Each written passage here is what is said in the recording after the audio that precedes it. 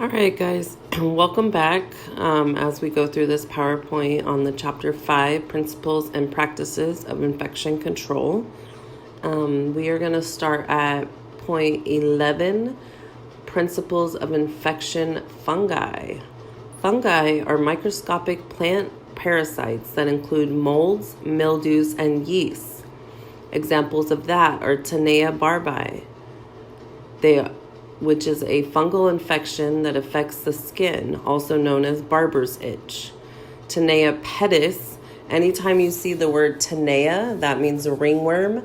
Pedis means foot, like pedicure. That will help you remember it. That is a ringworm fungus of the foot. Number 12, principles of infection parasites.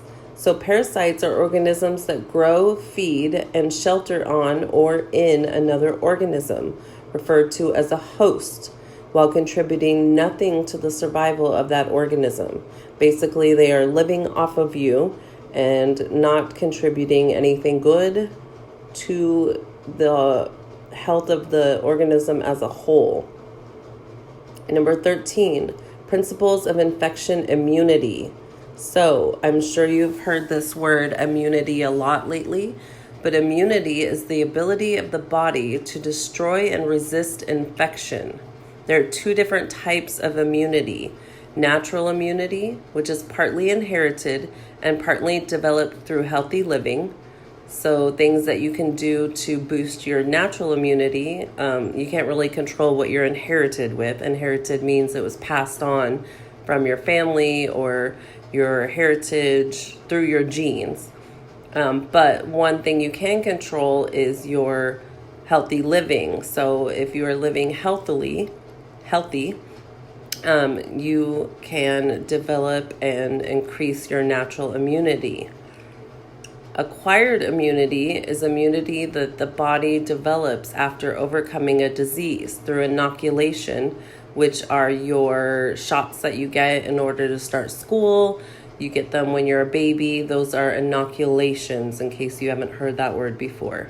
Or through exposure to natural allergens, such as polygen, cat dander, ragweed. Those are different examples. So by being exposed to the environment, you build up acquired immunity. Also through your immunizations, or in this text, they are calling them inoculations. Those are both the same thing. Number 14, principles of prevention. So decontamination, that is our biggest way of preventing diseases from spreading, which is the removal of blood or other potentially infectious materials on an item's surface, and the removal of visible debris or residue such as dust, hair, and skin. Most salons are only concerned with decontamination method 1.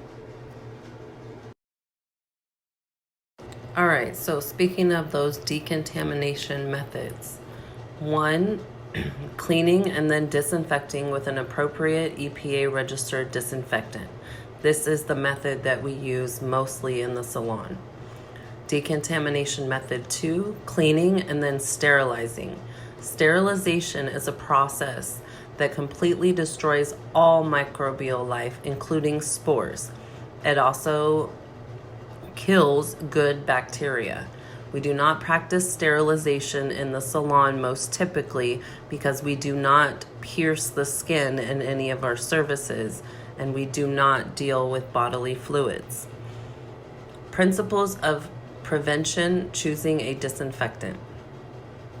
Disinfectants must have efficacy claims on the label. Efficacy means the ability to produce an effect. Our ideal disinfectant would maintain the efficacy in a presence of bioburden, requires changing after a long length of time, it's inexpensive, non-toxic, non-irritating, readily available, EPA approved, environmentally friendly, has no odor, and non-corrosive, meaning it will not rust.